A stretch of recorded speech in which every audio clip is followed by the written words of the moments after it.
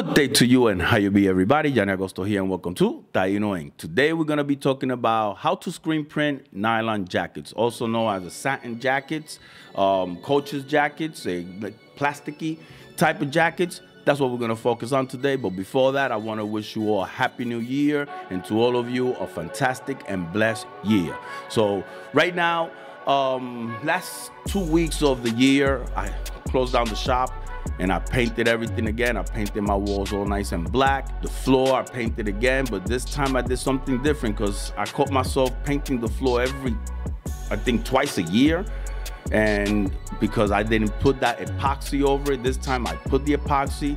Looks beautiful, it's gonna last longer, so now it's gonna be easier to clean, especially when some ink falls.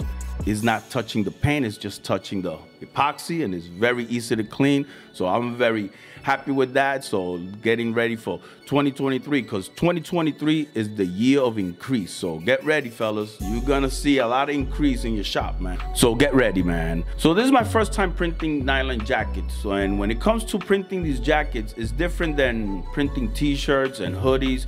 It needs an additive. It needs a catalyst, like it's called a nylon bond agent. You know, this has to bond with that fabric, or else if you print it just with plastisol, it's gonna come off. You're gonna scratch it. You're gonna see it. It's not gonna hold because there's nothing to hold that plastisol. So what you were looking for in any screen print supply is look for a bonding agent that's called Nylabond. That's what they call it. A Nylabond is an additive that you're gonna mix with the ink. I will prefer to use a 110 mesh because you're gonna want, you know, once you put a little bit of this, it's gonna thin out the ink a little. You want that opacity still look good, so make sure you use a 110 mesh. The next thing that you might need is a pallet jacket holder, something that hold on the pallet, because these jackets, they come with a linen inside, so it's something inside. It's not gonna hold, so if you put tack on your pallet, it's still gonna live. But I'm not gonna use none of that. I believe that all it needs is a few little strokes, no flashing, and it looks good. Because if you flash it, you're gonna see that it don't look that good because there's nowhere else that ink is gonna go. It's gonna hold pretty well, it's gonna look pretty good. That's the test we're gonna give today. But right now, let me just set up the screens, set up everything up real quick, and then we'll come and do the process of what it requires adding this and how to print it. So let's do this.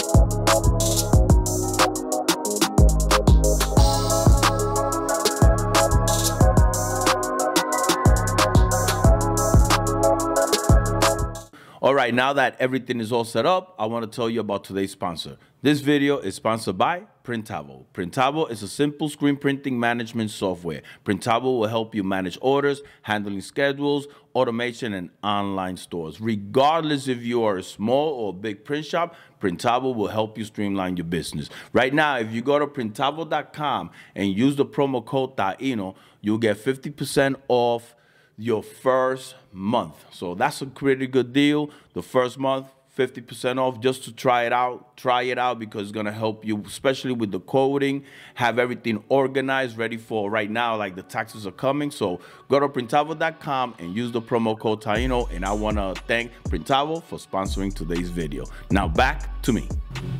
Let's talk about the additive.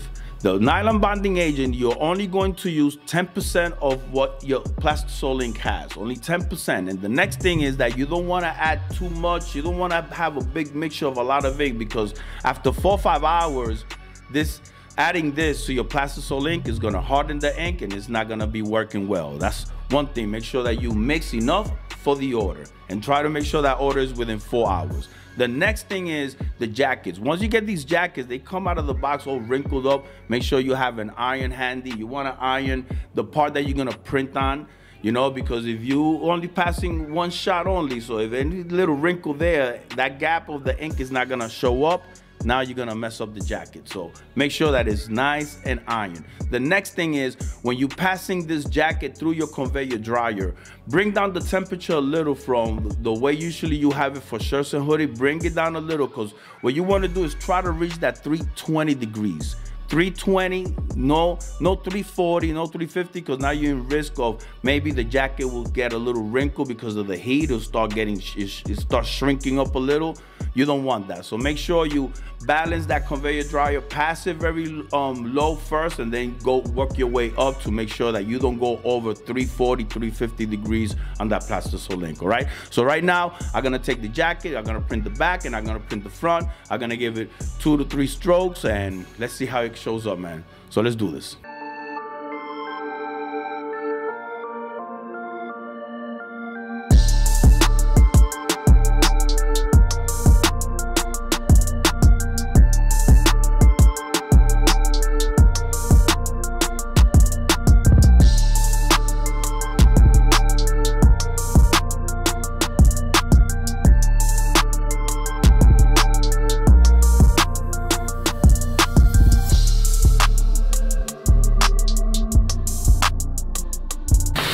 All right, here it is, front and back. Came out really good, man. Nice and smooth, really, really nice, man. Hope you guys could see this, but once you print it, real nice. No flashing needed, just one pass, perfect enough, man. And give it a little scratch. If there's no dust coming out, no Plastisol ink, so far so good. And the next thing you do is you take it to a washer, wash it. Once it comes out, everything is still intact, then you proceed to the order. But that's how you print nylon jackets. So hope every one of you got something out of this video. So if you like this video, press that like button. If you haven't subscribed yet, please subscribe. Be thankful always, be grateful always, and just let God take you on the ride. Peace out.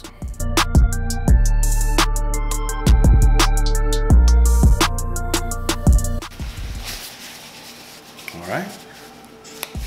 Looks good.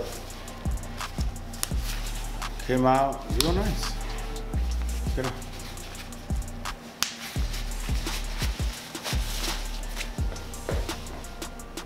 Nice. Later.